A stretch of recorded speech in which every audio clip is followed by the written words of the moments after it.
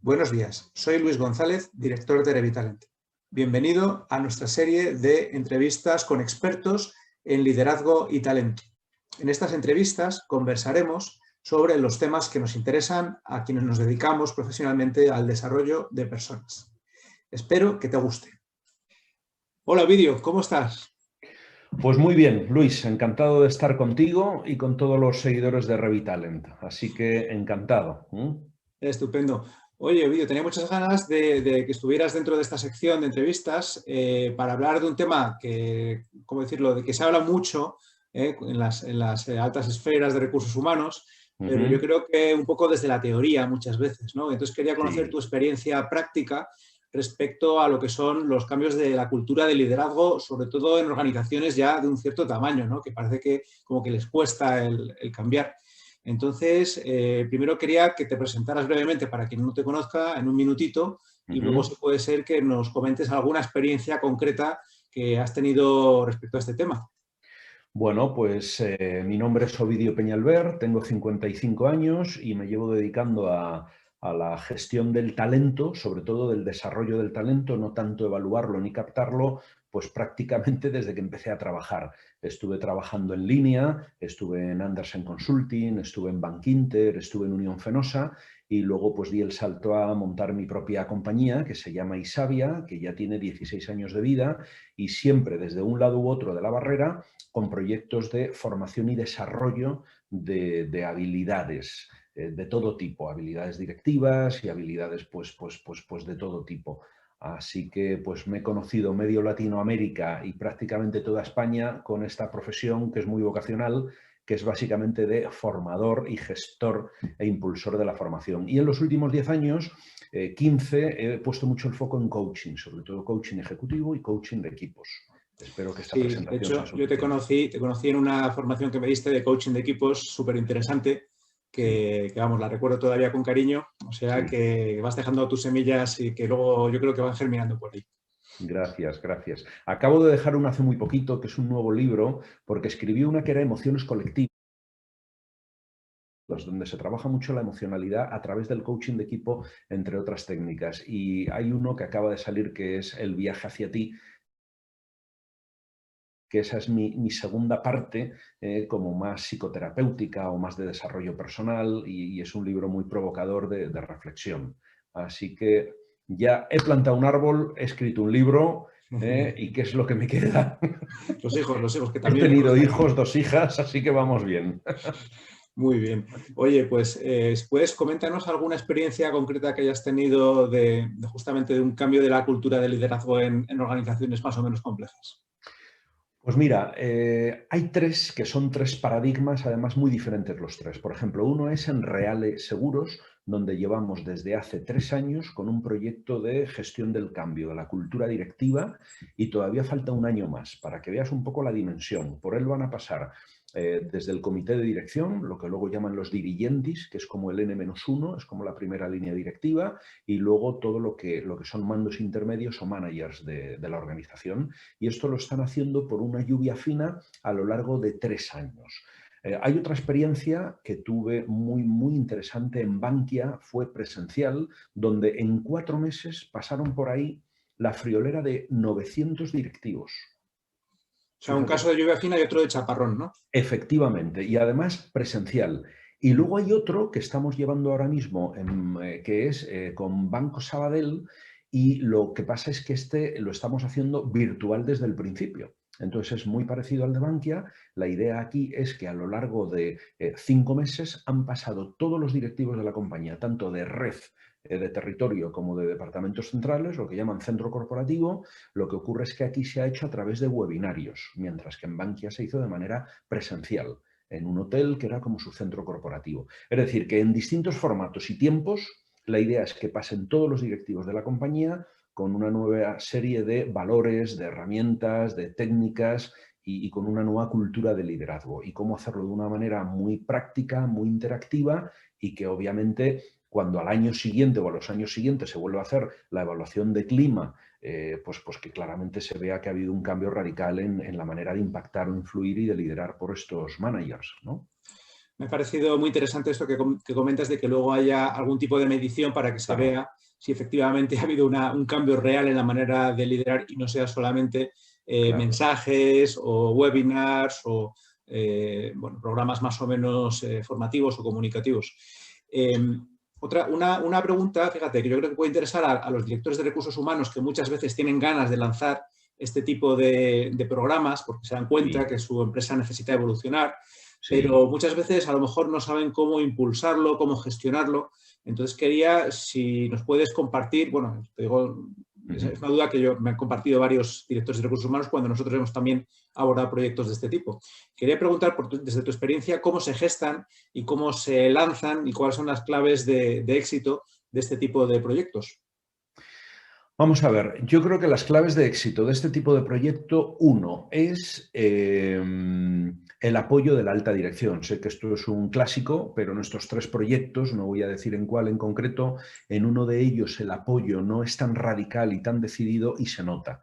De manera simultánea el apoyo de la alta dirección, y cuando digo la alta dirección digo del presidente, del director general o por lo menos del director de recursos humanos que lo apoye, que haga las presentaciones, que grabe un vídeo, que se haga una buena inauguración del proyecto con todos los parabienes, es decir, que se vea que es algo que se impulsa desde el máximo nivel.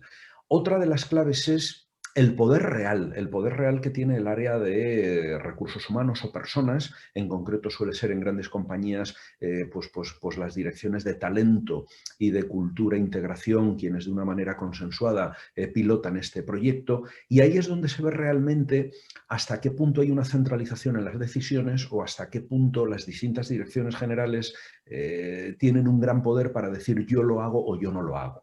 ¿Vale? Entonces, en este sentido nos gustaría interesa... compartir contigo una experiencia de fracaso en mi caso, en este caso desde recursos humanos.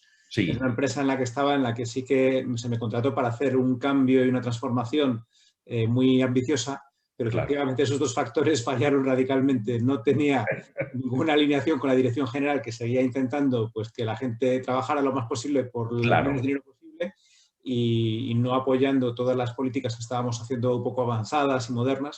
Y por otra parte, efectivamente, pues no había el poder desde recursos humanos corporativos y posiblemente tampoco los recursos para llevar a cabo, con lo cual, pues, en fin, fue un fracaso por mi parte.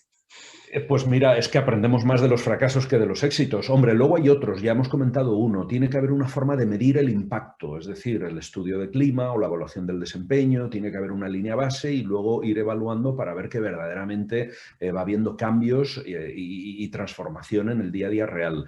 Otra clave que es muy importante es que haya focus group previamente donde se les pregunte no solo a los managers que van a ser facilitados o desarrollados, sino a sus equipos. Es decir, ¿qué echáis de menos o qué echáis en falta en los managers de la compañía? Entonces es muy interesante que desde el principio estén implicados todos, no solo la alta dirección, sino los receptores, digamos, de estos programas y los que van a ser los beneficiarios del mismo, ¿no? Que son los contribuidores individuales. Y luego yo diría que también la concentración en el tiempo. Yo creo que es recomendable que se haga en el menor tiempo posible, pero también es verdad que tenemos una experiencia en concreto en Reale que aunque dure 2 o 3 años, esa lluvia fina va generando una cultura muy interesante. Entonces, por ahí creo yo que estaría la clave. Otra podría ser si es voluntario o no. Normalmente no suele serlo, se convoca a los directivos y van, y ahora que tiene que ser virtual, ojalá y en el futuro pueda ser mixto, pues tiene que ser algo muy experiencial, muy interactivo, tiene que ser breve y tiene que ser como muy práctico. Y uno último, déjame que te diga, Luis, es que se tiene que generar una alianza, un plan de acción colectivo. De hecho, te diré, creo que la clave del éxito está en que se haga no tanto en horizontal, que pasen todos los directores, todos los managers, todos los jefes de equipo, sino más en vertical. Es decir, que se vaya haciendo, hablamos de grandes compañías, por unidades funcionales. O sea, dentro de marketing que pasen todos los directivos de marketing. Y que además decidan o definan una alianza que es como un plan de acción para toda la dirección de marketing. Y luego a lo mejor pasa negocio internacional, y luego pasa personas, y luego pasa el territorio norte, y luego noroeste. Entonces, fíjate que es como una especie de coaching de equipo directivo por unidades funcionales y o regionales. Creo que ese puede ser el éxito. Ujú. Interesante. Oye, todo eso suena increíble, suena fenomenal y estoy 100% de acuerdo. Permíteme también que busque quizás, digamos, otros puntos en los que puede fallar quizás, otras trampas en las que podemos caer cuando hacemos este tipo de proyectos. Sí. Por mi experiencia, a veces pasa que tú lanzas todos estos mensajes, haces todo este despliegue, haces todos los focus group, hablas con unos con otros, etcétera, y todo parece que va estupendo, pero luego te encuentras, pues, no sé, en mi caso, un director de una fábrica que a pesar de que en teoría se alinea con los mensajes y de cara hacia arriba también y tal, pero sigue tratando a su gente como esclavos y les hace llorar en las reuniones. Y entonces digamos que en la práctica, pues muchas veces depende también de localizar o de tener políticas también, yo diría incluso hard, ¿no? Desde el punto de vista de selección o desvinculación o de incentivos también, porque si ese director de fábrica lo único por lo que le está pagando el variable es que saque una producción a corto plazo, pues a lo Claro, mejor lo que hace es sacar el látigo, ¿no? Entonces hay claro. muchas veces que yo echo de menos el que haya una coherencia entre todo este tipo de planteamientos desde la parte soft, pero también asociados con otra serie de decisiones desde la parte hard de recursos humanos. No sé qué experiencia tienes tú al respecto. Bueno, estoy totalmente de acuerdo contigo que se tienen que mezclar, digamos, estas dos líneas o estas dos políticas. En cualquier caso, lo que sí me parece que puede minimizar ese riesgo, uno, es que haya un seguimiento de algún tipo. Y cuando digo un seguimiento es que haya un seguimiento a los 2 o 3 meses de haber hecho determinadas acciones para ver verdaderamente cómo se está implantando el cambio y de no ser así, quién lo está frenando. Entonces, ya que hablamos de esto, pues este directivo de la vieja escuela que tiene una forma de ser, un carácter pues muy clásico, muy de ordeno y mando, donde no cuida las formas, pues evidentemente por lo menos se tendrá que retratar y hasta cierto punto un poco decir el por qué no está viendo cambios o avances y hacerse corresponsable de lo que ocurre, sino responsable directo, ¿vale? En paralelo podría ser muy interesante también trabajar si a nivel individual o colectivo es necesario hacer un coaching digamos, de implantación de lo que se está aprendiendo en esos talleres o en esas webinars, en este caso. Porque, claro, a lo mejor esta persona lo que tiene es miedo o no sabe hacerlo de otra forma o es que cree en su creencia limitante que compartir con los demás es una debilidad. Imagínate que hay alguien que sigue pensando así, hay muchos de la vieja escuela que siguen pensando así. Pues a lo mejor en privado sí que se puede trabajar con un buen coaching ejecutivo el ver, bueno, pues cómo disolver ese tipo de creencias y cambiarlas por otras más facilitadoras, ¿verdad? A veces es muy bueno que haya sesiones de coaching grupal entre directivos para que esta persona, si es que existe, se dé cuenta de cómo sus compañeros lo están haciendo de manera diferente y les va bien. Y esto es otra manera de impulsarle a cambiar, ¿verdad? Entonces, creo que hay otras fórmulas que tienen que acompañar a posteriori lo que es la pura, vamos a decir, formación online y o presencial, si es que se pudiera hacer. Porque si Oye, no hay como un efecto soufflé de que salen de ahí muy motivados, muy con un plan de acción y tal, y luego ves que a los 3 o 4 meses eso va bajando. Por eso tiene que haber píldoras y apuesta de seguimiento. sí, porque tú conoces muy bien que hay, bueno, pues esas inercias colectivas, ¿no? Y digamos, ese proceso de gestión del cambio que lo empujas en un momento dado, el soufflé, pero luego Sí, como no le des ese apoyo y ese seguimiento, etcétera, vuelves a caer en el estado anterior, que es un poco a lo que tienden bueno, los colectivos, ¿no? Cuando están eso en procesos es, de cambio. Mm. eso es. Oye, y una cosa que estamos dando por supuesto, pero que no es tan evidente, porque claro, nosotros lo hacemos a lo mejor y bueno, pues es digamos no sé, pues el diseño y la calidad de las sesiones en las que se transmita todo esto. Sí. ¿Cuáles son, crees, las claves para, desde el punto de vista, a lo mejor desde un consultor o desde recursos humanos, alguien que tiene que seleccionar a un consultor para que elija bien y para que diseñe bien todos esos mensajes para que tengan credibilidad, para que la gente los compre, para que sea interesante y ameno, para que sea realista y práctico? Es decir, ¿qué claves vosotros utilizáis para el diseño luego de esos programas? Bueno, a nivel de fondo, lo que te comentaba de esos focus group, es decir, que se implique desde el principio a los que van a ser los receptores y los beneficiarios de los receptores, además de recursos humanos y la alta dirección, que estén muy adecuados a la organización, a sus valores, a sus tips corporativos, es decir, a nivel de fondo se tiene que ver que es algo que se ha cocinado y que se ha customizado, aunque no me gusta la palabra, pero se ha hecho como muy a medida de ese cliente, ¿verdad? Y luego, a nivel de forma, pues hombre, yo creo que aquí la solvencia de los facilitadores es fundamental. Que sea gente senior, que sea gente, bueno, pues que transmita seguridad y luego, bueno, pues hacerlo de una manera muy atractiva. Es decir, los webinars, pues que no duren más de 2 horas y media, 3, si son 3 con un pequeño descanso, que utilicen herramientas, pues, de inteligencia colectiva, que se haga, digamos, que se trabaje por grupos simultáneamente, que se utilicen murales virtuales, que se utilice el Mentimeter para en poco tiempo que la gente ponga palabras y se vean que se coincide o no, que haya algún tipo de juego, de dinámica donde se vayan ganando puntos y que haya cierto pique entre los participantes. Es decir, que el facilitador no hable más de 4 o 5 minutos, que se pongan vídeos cortos, que se analice. Tiene que ser algo como muy impactante y que las 2 horas se te pasen volando. Y sobre todo muy, muy, muy, muy orientado a la acción, en el sentido de que tanto a nivel colectivo, si es que está la gente del mismo área de departamento, como a nivel individual, haya una hoja de apoyo donde tú vas poniendo qué es lo que te vas llevando y en qué lo traduces. Y que luego se haga un seguimiento sobre ese plan de acción. Entonces, yo creo que todo esto, metido en la coctelera, pues garantiza el éxito, ¿no? O previene el fracaso, vaya. Yo estoy totalmente de acuerdo y lo único a añadir que dentro de esa orientación a la acción, cuando salen iniciativas que, bueno, muchas veces surgen en forma de crítica, ¿no? O de queja, yo creo que es súper importante el separar digamos, los temas que tienen que ver con los propios managers o las personas que estén en ese momento, desde el punto de vista de qué podemos hacer nosotros los que estamos aquí, y por otra parte llevarnos, para no contaminar ese foco y no quedarnos en la queja estéril, llevarnos todo lo que sean quejas que a lo mejor son muy interesantes desde el punto de vista de estructura, de estrategia, de recursos, de organización, temas más corporativos. Yo creo que es un input de información súper interesante para la dirección, para empezar a hacer transformaciones asociadas a ese cambio cultural, porque una cosa sin la otra seguramente no va a funcionar.